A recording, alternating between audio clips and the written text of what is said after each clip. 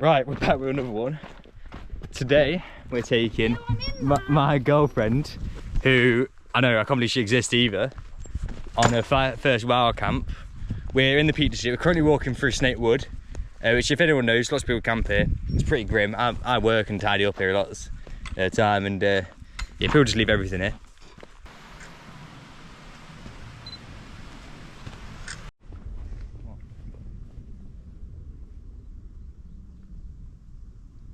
It's so fluffy. Look how fluffy that lamb is. It's there. So fluffy. She says she wants to take it, steal it. You can't steal lambs. I just love to see a bit of reforestation. Across these moorlands, they're doing some mix of broadleaf. So we've got some rowan, which is this tree here, or first the rowan, that one, and then we've got some birch, which I'm not sure is actually planted, but it's grown up here. And then we've got some English oak here, pretty sure. There's some holly plants in there as well, and it's a nice mix of trees. It's a good mix. In 10-15 years, this will create good shade in the trail, good place for wildlife and birds, a bit crossing. It'll also make sure we keep this bracken down, because this dominates the moors all the time. And it's nice to have a bit of reforestation, a bit of forest across the moorlands to kind of space and create open area, enclosed area for how animals and predators and that work. It works best when they got open and closed areas. Yeah.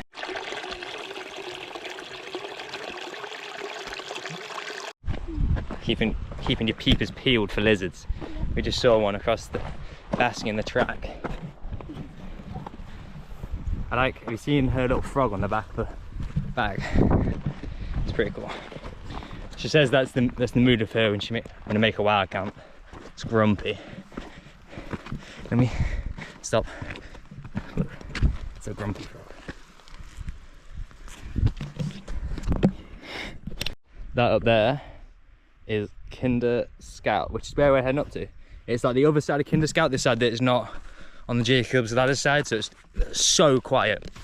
It's just moorland basically, and but it's quite nice because it's so quiet, and no one that isn't basically no one that isn't really big into walking, or people who can't read a map don't go on that side, so it's really lovely, especially this time of year when it's busy in the Peak District.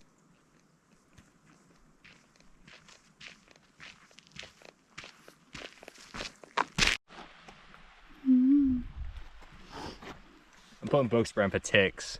I mean, I never really got a tick before, but LA is quite worried about them, so I think I managed to get most of that kind of on the brack. What are you doing? This old shepherd's hut, sheep hut, I'm not quite sure. It's quite amazing. Should have been built ages ago, hundreds of years ago. It's quite amazingly.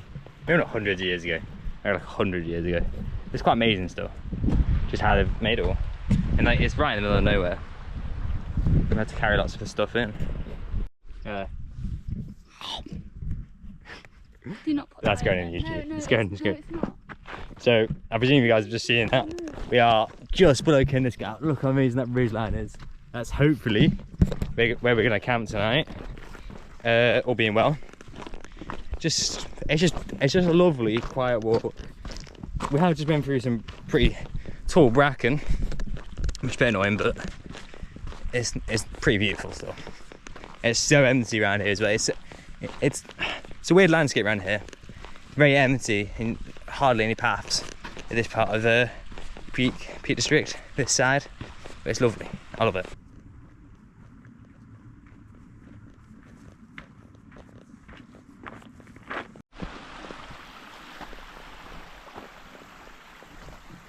We're taking a picture of.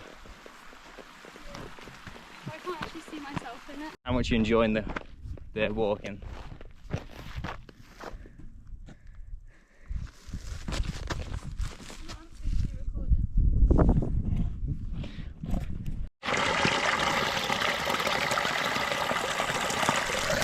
That's the water I'm going to filter from, straight from the moors. I mean, it does get a bit slow in points, it's a bit fast in other points. I've got my filter, so I'm pretty confident of it, right? But I'm sure you'll find out if it's not. But that's where we're going up Kinder, and all the way down this hill over here is where we come from, all the way from Snakewood. It's so beautiful. It's like being, I don't know, it reminds you a lot of like the Aviemore area and Scotland Highlands, just because of how all the moors and stuff, but then just how empty it is of people. Not like, obviously Aviemore isn't empty.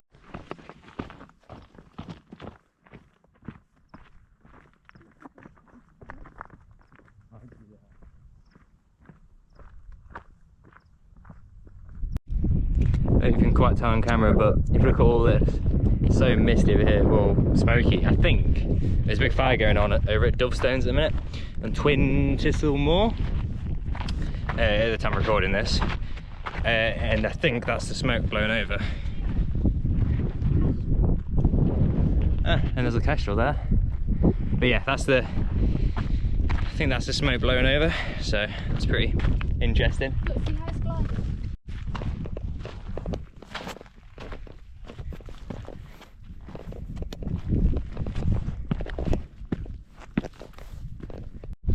All the way over there, that is, oh, don't drop the camera, all over there, that's where we started. And then we walked all the way along here. It's pretty amazing.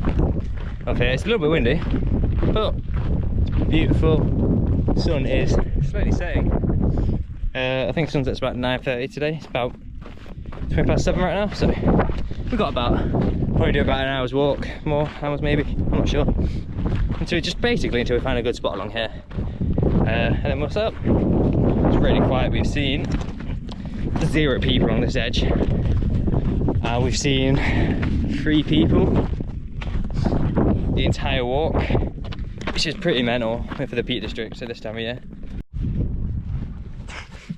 Anyways, this is the spot for the night. Look at that.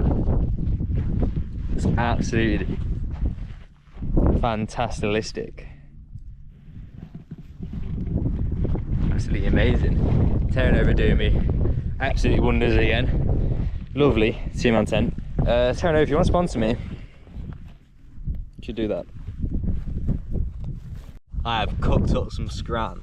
I mean, I've not really cooked it up, it's kind of came out of a packet. It's tomato pasta. It's better than cameraman.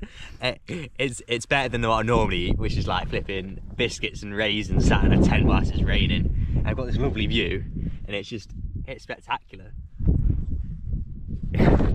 I'm just really enjoying it. I'm just loving it.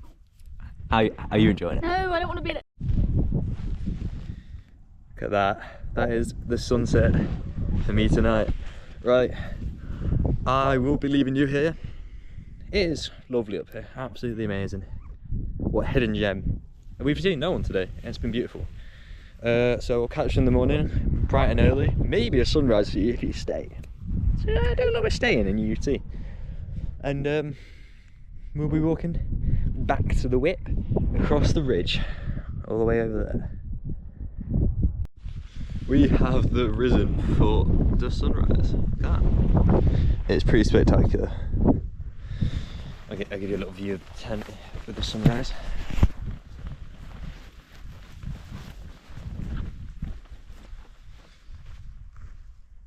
Right. Spectacular or what? Right, anyways, I mean, it was a little bit chilly last night, but I slept pretty well.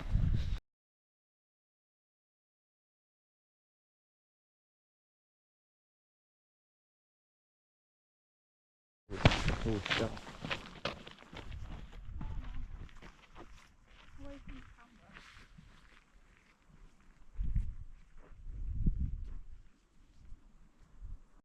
We're about 20 minutes in, and it's a lovely walk again. But look how this river is just carved over time through Kinderscout. It kind of goes around there. It's so amazing. All about that. It's just amazing to see the natural landscape, and you can see rivers all along the hills around here, where the water is cut through, eroded through the moor, and it's just such a natural thing. And I guess I'd assume during winter, during heavy rainfall, this is a flowing river off the moor, I'd assume. But it's pretty amazing to see anyway. It's that just I assume the erosion over years has created this amazing shape on the hill. These right here are bilberries. They're kind of like a moorland blueberry, but they're called bilberries. I really like them. They're like wild. You get them all on moorlands in the Peak Districts. So like, yeah. So I don't really know how to identify them, but that's what they look like. Little blueberry thing. And they got these, and they're edible. They're really nice. I think Outdoor Boys has them with his like porridge in the morning. They're really nice. So if you want a little bit of scran up top of moorland and stuff, you look for that. It's bilberries. That's where we're going, all the way down here, down this valley between Kinder and Kinder.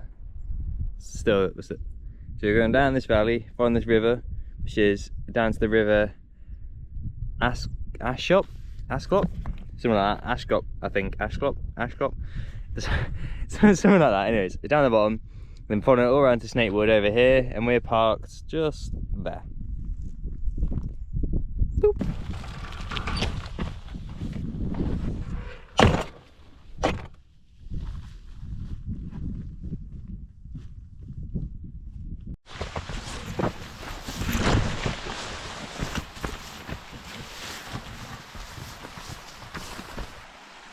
It's like grown with such immense, yeah, it could be grown. I'm not sure. Anyways, it's grown with such like into the slope and then up. I think it probably fell over at one point and they're just carrying growing. Look at that. So immense. Some amazing trees down this river and down the valley. Ah, so cool! Right now, I'm stood next to a river called Fullbrook, which is this one here. It goes all the way up there, all the way up to Kinder. And right now you can, but in the winter, probably quite a few years ago now, did this thing called stream scrambling. So you go up the river, you go all the way up, and then you scramble over things. And if you go a little bit further up, there's a bit you can jump in. It's deep enough you can jump in. It's so cold. I did it, and honestly, I don't think I've ever been so cold in water in my entire life. Like, this is like a real thing. Like, if you go into rivers, do be careful about the shock of how cold it is, because that water there is going to be so much cold. This is in winter, to be fair, but it's going to be so cold, especially winter around here, that it might even just be barely above freezing.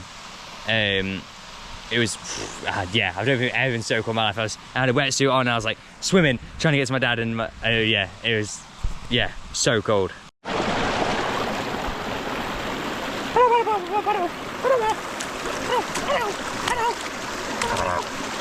That was very cold. My feet are really cold now.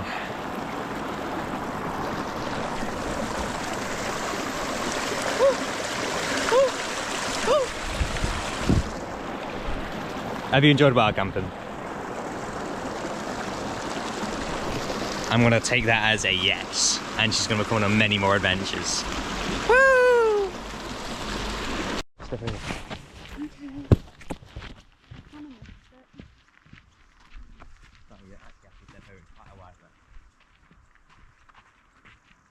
Right, that's me done. And again, for another, hope you enjoyed. Please subscribe, I'd really appreciate it. And just respect where you are, leave me a trace, and enjoy it.